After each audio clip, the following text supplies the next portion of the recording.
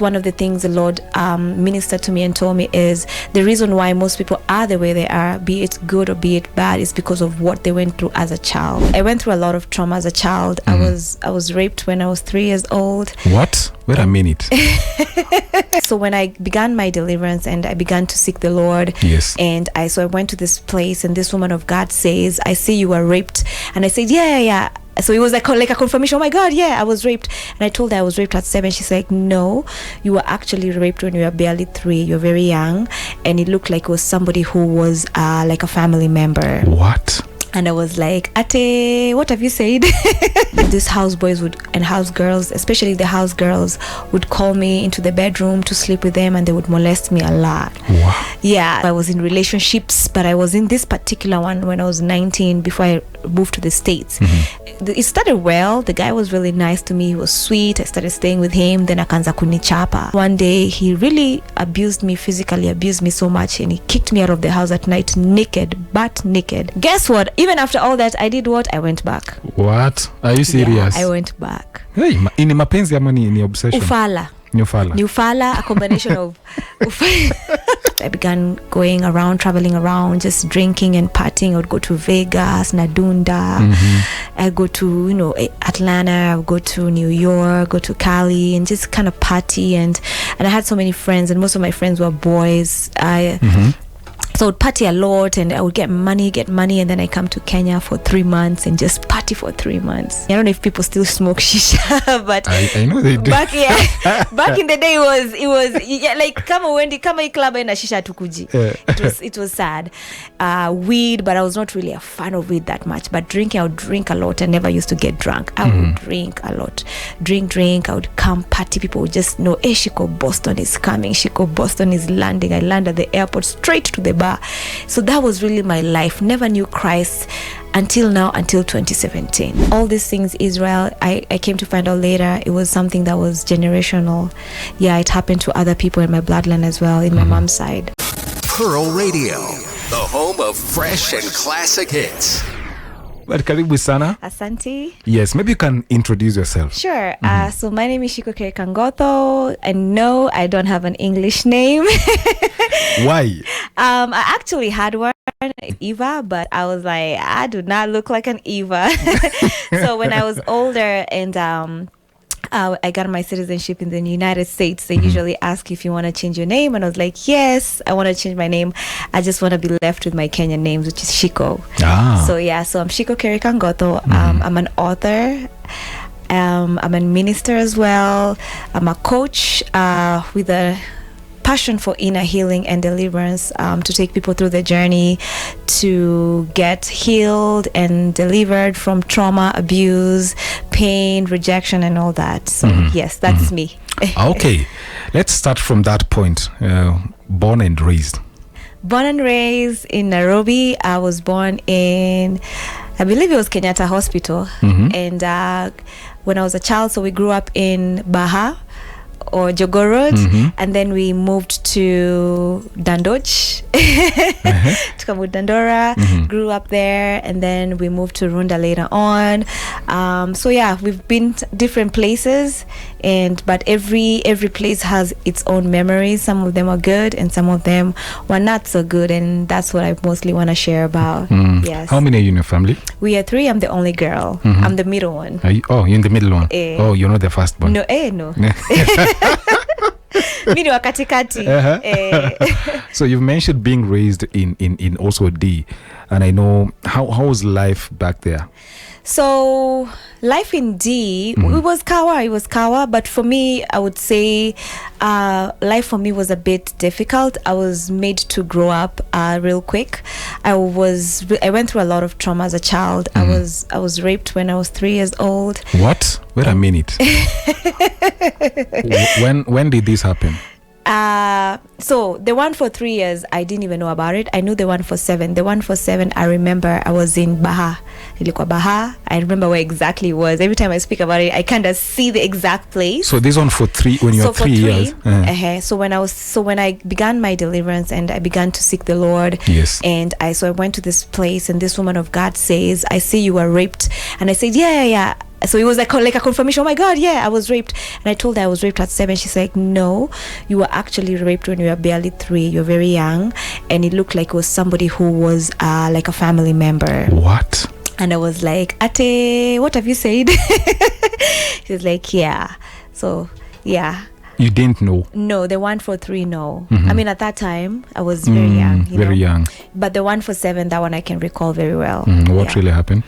I was just in the neighborhood, and this guy just grabbed me and had his way with me. No, and the guy was not really old. He's probably in his teens. I was 7. He was in his teens, so that happened. So this is still in Baha. That was in Bahati. So never told anybody, never told my parents, never. It's like I just became numb. It's like I was like, what just happened? So I think at that moment my brain was already programmed that it already happened before, and now this is the second time it's happening. I don't know, like every time everybody asks me like, why did you have a recollection, or why didn't you tell anyone? I think my brain was already programmed that it happened again, and it's normal. And so when that happened, I was in shock, definitely was in shock, and I just kind of let it go, and I never told anybody about it. Why I don't know. Honestly, I don't know. But so after that we moved to, so that's the only thing I can remember about Bahati. And then moved to Dandora. And then in Dandora, we used to have house girls, house boys. My mom had to relocate to the States in the 90s. Yes. So these house boys and house girls, especially the house girls, would call me into the bedroom to sleep with them, and they would molest me a lot. Wow. Yeah. So again, it was, to me, that's what being taken care of is. Yeah. So okay, you're I'm trying to get this. So these are the house helps, yeah? Yes. When I later the boyfriends at home. No, mimi. Sasa the house boys na house girls. Tulikuwa na house boys na house girls. So the house boys ndio walikuwa wana hata house girls. Really? Mostly house girls. Why? I don't know, but yeah, it was mostly house girls. I just remember one house boy that we had, but the rest were house girls. They would come and they would tell me, come and sleep with us, we take care of you. And how old were you? I was young because we moved to Runda. I think we moved to Runda when I was 12 or barely 12. Maybe moved to Runda maybe when I was 11 or 12. So you can imagine, I was very, very young. Yeah, I was very young, and they would have their way with me, and I found it normal, so I never fought it. And I said, in my head, I was like, who will ever believe me? Because remember, my mom was not there, so I didn't have someone that I could talk to, and someone who could tell me like, this is wrong, like you're not supposed to be touched by anyone else, you're not supposed to be treated this way. So I just, that's how I stayed. And I was very fearful when I was a child. When I was a child, people used to diss me and call me like I look like a doll, because I used to have very small features, a small nose, everything. So I was very self-conscious about myself. Even going out into the estates, when my parents would send me to the shop, I used to be very fearful because guys would just wait for me outside the house to have their way with me. But all these things, Israel, I came to find out later, it was something that was generational. Yeah, it happened to other people in my bloodline as well, in my mom's side. Yeah. And talk to us about, you mentioned that you viewed as if it was just normal. Yeah. Were you raised in any in a Christian background for you to know some things are not okay? Or no. Yeah, I wouldn't say no. I mean, we used to go to church, but I wouldn't say that it was like a Christian background. Yeah. So no one actually, told us and sat us down and be like, I remember my mom was not in the picture as well. So no one would sit down and tell us, okay, this is not good, Shiko, this is not supposed to be happening to you. And I'm the only girl, so all these things played a factor, including now, being in the family. It's something that is it's generational, that also played a huge factor in all this. Yeah. Let's talk about your school life. My as school well. life. So yeah. Which school did you attend? Primary and also primary ilikuwa MFA Moi Forces and ilikuwa MFA. Yes. And then high school I was in St. George's. Yeah. So in primary school, so despite all these things, primo nilikuwa naitwa sana, like kuimba mbele ase.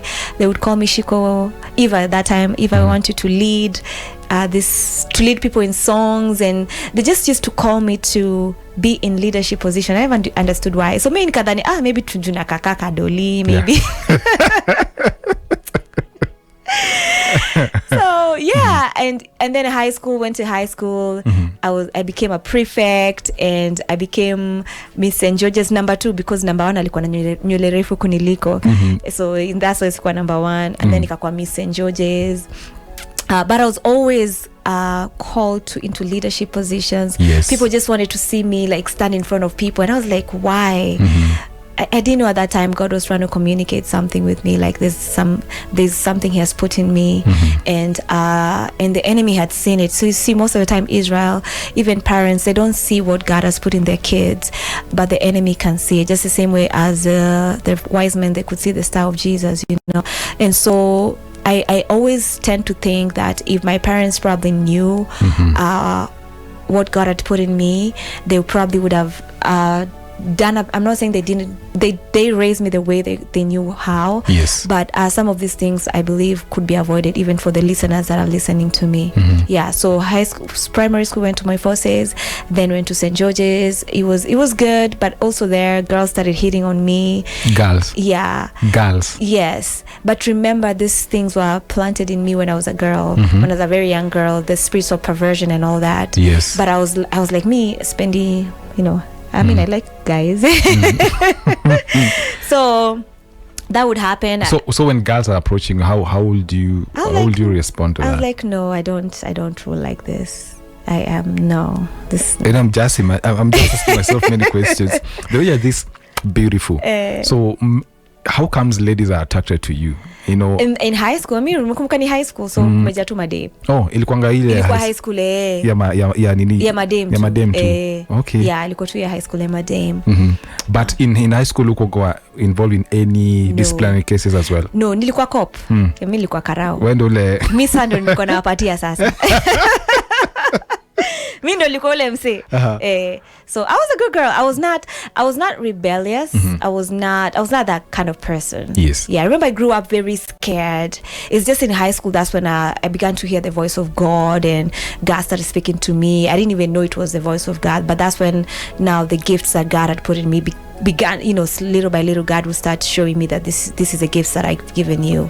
Yeah. And as you're growing up, because you mentioned about your traumas, childhood trauma, when were they now trying to coming back to life? Yes. When I was an adult, when I began to see, hey, there's something that's just not right with my life. When I was a child, it never really hit me that what happened to me really could be very impactful. Yes. But when I became an adult and, just seeing how my life was so backwards, I was, a lot of setback, and I began to ask, why am I not married yet? Why is this and that happening? Why am I going through all this rejection and all that? And when I began to know that what happened to me is not okay, that's when it began to hit me that this thing has really impacted me, as well as even the relationships I had, and always being self-conscious and always feel like people will just come into my life and just leave me because because of the abandonment I experienced and the rejection. So in fact, one of the things the Lord ministered to me and told me is the reason why most people are the way they are, be it good or be it bad, is because of what they went through as a child. I know. So in high school, I think it was Form 2, I'm in this class. We used to have a class called Home Science. It was one of my favorite because we used to eat unapika food alafu na mbokule. So that was one of my best classes. So I'm in this class, I'm in the kitchen cooking, and I hear a voice tell me that you're going to be a prefect. So I look around, I'm like, it was so audible. I look around, I'm like, who's that that spoke to me? And there was no one like close by. So I kind of ignored it. I was like, okay, so maybe tu nimesikia vitu zangu. And like a year and a half later, I became a prefect. So I was like, oh, okay, kumbe somebody, this voice can be talking to me about something and it comes to pass. Again, I had that same voice in Form 3 tell me something I was praying for that was going to come to pass. And I was like, hey, the same voice. But I didn't know God was communicating to me. I didn't know it was God trying to communicate. So that happened for that period, and then I began to get like really prophetic dreams. I would see a lot of visions. I would be the person who would sleep like for 10 minutes. I would dream so much, and I would just wake up and tell somebody like, I had this dream about you, is this and this true? And they're like, yeah, how did you know? Like, I don't know, I just dreamt. So I didn't know, God was trying to show me that I had a prophetic mantle or prophetic. So let me ask, all this time you had given your life to Jesus? No, bado tuko mbali. Jani ni refu. So Mungu tu anakuongelesha, Mungu tu ananiongelesha. Remember the scripture says the gifts of God are without what? Repentance. Yeah. So me, the thing is, the sad part is I didn't know, and I didn't know this was God. So all these some things I'm saying, it will now make sense why the enemy even wanted, because even me giving my mom even giving birth to me, there was a conspiracy for the pregnancy to be aborted. So it kind of makes sense with everything that I've been through because of the call of God on my life. So I would hear and I would dream, nakuja nakwambia manze Israel, naona hii ni ukweli, I'm dreaming this, and they're like, and you're like, yeah, and I'm like, hey, miss you, and they're like, how did you find out? I'm like, I don't know, mimi nilala tu nikaota. So no one around me would tell me, hey, this is God trying to communicate to you. So that happened. Then kama za high school, but I sijaokoka, hata sijui stories za God, hata sina Bible, hata sijui, I don't know nothing about God. I just know this God. And so I finished high school, and then I graduate and go to USIU. Going to USIU, that's when now sasa dunia sasa hapo sato dunda, nikaanza dunda mbaya. GPA, the highest GPA was 1.9. Hiyo ndio ilikuwa GPA yangu. And I was not studying. I began to study psychology, but I was not really studying. I began fornicating. I began going around, sleeping around, drinking. So you had relationship? Was it relationships? Ships. Nilianza na moja, by the way, nilikuwa na moja. It was good. I think it was 19. Yeah, I had this one. Mimi nilikuwa na nywele ya red, nikaget nywele ya red. I dyed my hair not wig. Nikadai nywele yangu red, nikaeka eye ring. I had a ring on my eye. So I was in relationships, but I was in this particular one when I was 19 before I moved to the States. It started well. The guy was really nice to me. He was sweet. I started staying with him. Then akaanza kunichapa. So he would physically abuse me, and I would go back. Hey. Why? I think I was just trying to fill a void. Remember, I'm coming from a foundation of rejection. I'm coming from a foundation of abuse. So the enemy always made sure I'm in environments where I was abused. Every time. He just made sure. If it's not sexual abuse, he made sure, and then I go into physical abuse. If it's not physical abuse, he would ensure I was in an environment where I was spiritually abused. So that was, I think, the weapon that the enemy used to really deter me from getting to what God has called me to do. So this guy, he would abuse me, then he comes back, Shiko, I'm sorry. Then me and my foolishness, I would go back. He would come, and bado siambi mtu. Remember sexual abuse, nobody knew about it. So now I'm being physically abused. I'm like, who can I even tell? This is so shameful. And that's why you find there's so many women, even some of them listening to me, they're in this abusive relationship, but they're like, who are we going to tell? I mean, this is so, like, my husband is known in the community, he's known in the society. Maybe my husband is like a CEO, somebody who's like great. Who will believe that, me, that I look like this? And you even look at yourself like, me, Shiko, with all this, alafu niambie mtu nachapwa. Hiyo ni aibu.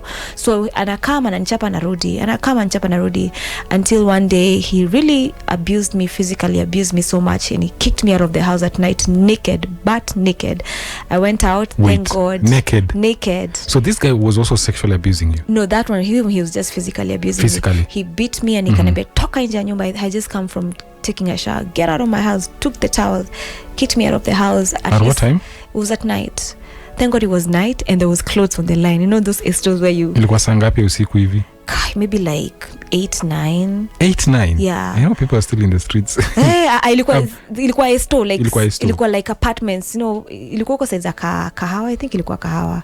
Okay. So thank God nikachukua nguo zilikuwa kwa line, nikaiba moja, nikavaa, nikasema manze pole, have kuiba nguo, but I have to, because now I'm naked. And somehow it's like I was able to escape with my phone. I don't know how I was able to. I think in the midst of him fighting and doing this, I just thank God I had my phone on my hand. So that's the only thing I was able to run away with. So I called somebody, and they came and they picked me up. Guess what? Even after all that, I did what? I went back. What? Are you serious? Yeah, I went back. Hey, ini mapenzi ama ni obsession? Ufala. New fella, a combination of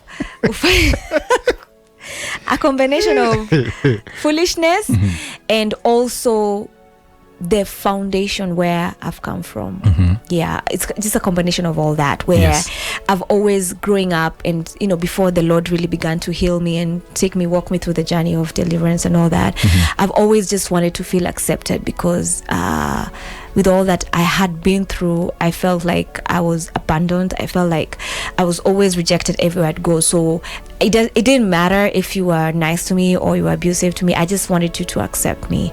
So I feel like that's one of the reasons why I always went back. Yeah.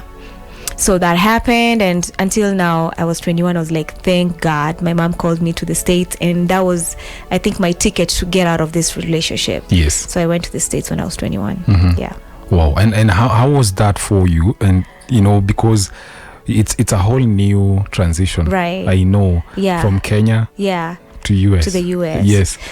So go to the US. Me and my mom, you know, it wasn't so good, but we were okay for a few years, and then just, you know, things just didn't work out. Remember, she left me when I was a really very young girl. Yeah. And now I'm going to the US. I'm 21. So, you know, sometimes parents, they think they will be a little girl forever, but now I'm a grown up, and all this, and so it figured a point where we got into a really bad argument, and I moved out. I was just barely new in the US. Ile job nilikuwa nayo at that time, that was my first job. I think I was earning like $12 an hour. At that time, that was a lot of money, you know. And so I move out. I'm like, I don't have a car. I don't have a mattress. I just move out. By the grace of God, I was able to get an apartment by the help of somebody else, and I slept on the floor for a couple of months. But I was just like, I just need to be, you know, away from all this. And so that was it. And by the grace of God, I was able to, you know, work for a few years, because when you move from Kenya and you go to the States, it's like you're starting all over again. Yes. And so I did that, and then I went to school and got my nursing, and I became a nurse, and I began earning good money. But it's Jokoka. Maybe let me ask, because you know, mentioning all the things that you've gone through, and you don't have a personal walk with God, how are you coping up with the rejection, with you know, abuse? I just had to grow up. Nilizoea. I think brain yangu tu ilikuwa imeshazoea. My brain was just so programmed. It's like I just knew, this is what life is meant to be. Yeah. This is just how maybe I was born to be. This is just me, and this is how God had intended for me to live. So got a nursing job. I would get good. At least my earning became a little high. So I would earn money, and I began going around, traveling around, just drinking and partying. I would go to Vegas, Nadunda. I go to, you know, Atlanta. I would go to New York, go to Cali, and just kind of party. And I had so many friends, and most of my friends were boys. So I would party a lot, and I would get money, and then I come to Kenya for 3 months and just party for 3 months. So you had friends? Oh yes. Yes, I had a lot of friends. I knew a lot of people, and even like club owners, you know. So getting into a club was not so hard for me. So I would party, I would, you know, work, and then I come to Kenya. I just squander all the money just partying, shisha, drinking. I don't know if people still smoke shisha, but I know they do. Back in the day, it was like kama hii club ina shisha tukuji. It was sad. Weed, but I was not really a fan of weed that much. But drinking, I would drink a lot. I never used to get drunk. I would drink a lot. Drink. I would come party. People would just know, hey, Shiko Boston is coming. Shiko Boston is landing. I land at the airport straight to the bar. So that was really my life. Never knew Christ until 2017. Even in this time, unafanya madunda, bado ulikuwa una sleep around. Unajienjoy tu. Mbaya. Okay, yani for the sake of people who I know there are people who say maybe have been raised in the right way, have never enjoyed. So when you're doing all these things, conscious yako ilikuwa ngaje? It was not a good feeling. I would do it, then get home and just feel empty. And it's like when I'm doing it, it's like another spirit just takes over me. And then when I'm out of it, I'm like, I just feel dirty, and I just feel like there's just something wrong. There's something wrong with me. Yeah. Now, talk to us about the encounter you had with God. So 2017. 2017. So 2017, I remember I used to come to Kenya just to party and enjoy life as if what I thought was enjoying life then. Yes. So I meet this guy and I thought, finally I'm getting married and this is it. The clock is ticking and whatnot. So I get in this kind of relationship situationship and it was going good. And I'm like, this one is potential, And so unfortunately it didn't pan out to be that, and that one really broke me. How far had you gone with it? Not so far, gosh, not so far. I wouldn't honestly say it was something that would really break me like by the way it did. But I think this was like my Damascus moment. So when it didn't work out, I was so broken. I was heartbroken. On top of everything that I had gone through, that was the time that I realized there's something wrong with me. I mean, how can every time guys would just want to be with me and then just dump me? And so in that moment, together with everything, that trauma, now you asked me, when did I realize all the rape and the abuse? That was the moment I was like, something is wrong. So I was in my cousin's house and I contemplated suicide. That was the time I was like, I just want to take my life and just die, because and I blamed God a lot. I'm like, why would you allow me to go through all this? Why am I always being in atmosphere or spaces where either I'm being abused or being traumatized and whatnot? So when this didn't happen, I contemplated suicide. So I looked for pills, anything that I could take to take the pain that I was feeling away. And somehow it was like the Spirit of God was pulling me one way and the devil was pulling me one way. So it was like I was in like a tug of war. I was in a match, literally. And I cried my eyes out, and by the grace of God I just fell asleep and I slept. And so the following morning I woke up and I was like, no Shiko, kuna mtu amenifanyia kamote, hii si maisha yangu. And so I began to look for answers. So I had this particular taxi guy, and he was nice to me. He was those taxi guys who would pick me from the club and wait for me outside, and he would just namwambia naingia hapa natoka 4 a.m. It's like sasa wenda, or he would go home and come pick me up at like 6 or 7. So that's the kind of relationship we had. So I asked him, manze, I've been going through this and I think there's something that is wrong with me. I could just tell either there's something that was done to me, or there was just, is this what everybody goes through? Why is my life like this? And he said, you just come. I know someone who is like a prayerful person who can tell you what's wrong. I was like, at that point, Israel, I didn't care if it was a witch doctor, if it was a pastor. I just needed to be saved. I just, not even to give my life to Christ, I just needed somebody to tell me this and this is what is going on. I didn't even seek God. Like at that time, I didn't even have that mindset of, why don't you pray and ask the Lord what is going on? My desire was, there's someone, like I put a man up above God. So I idolized a man, being like a man can help me and not God. So this person took me, akaniendesha tukaenda Ukambani, somewhere in Ukambani, went to this village. Even where we parked our car, we had to walk inside the village. Never even thought about it. I was like, my God, where am I? But I'm desperate. And so we get into this kahat, and this is a woman. She wasn't old, but she was there. She had like a lot of customers waiting for her outside. So I'm there, and I get in, and she was nice. She was sweet. There was nothing witchcrafty I could see. And she would tell me that I can see this and this was done, which later on came to really be true. But even the angels really translates to the yes, exactly. Yes. Yeah. So I always say, yes, somebody can prophesy into you and tell you, Israel, I saw you had 3 beans or githeri yesterday and chapati. But what is the spirit they're tapping from? Because not everybody who is tapping from the right spirit. Some are tapping from the wrong spirit, the wrong well. So she told me things that are true, but what I noticed is immediately that I began to have really crazy attacks, like spiritual attacks. I would get really bad dreams, snakes, yellow snakes, black snakes that would come and really try to attack me. And I would go back to her and I'm like, this and this happened. Then she would, tell me, don't worry, take this oil. And then she would pray over this oil and say, jipake hivi na hivi, and paka yourself. And so what kind of prayer was that? Like it was to me at that time, I thought it was good. I can't really remember, but she would just, just pray.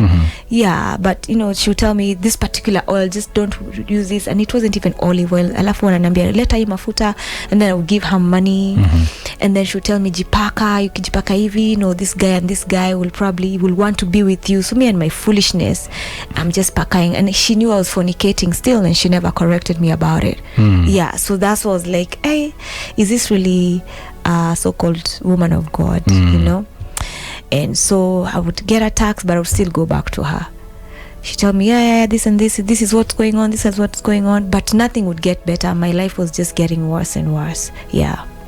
So that happened, and then that was 2017. 2018, there was this friend of mine, we used to be high school buddies, and she had sent me a message 7 years prior to that asking me, how are you, Shiko, you should give your life to Christ. Can you imagine, for those 7 years I had not seen that message on Facebook until 2018.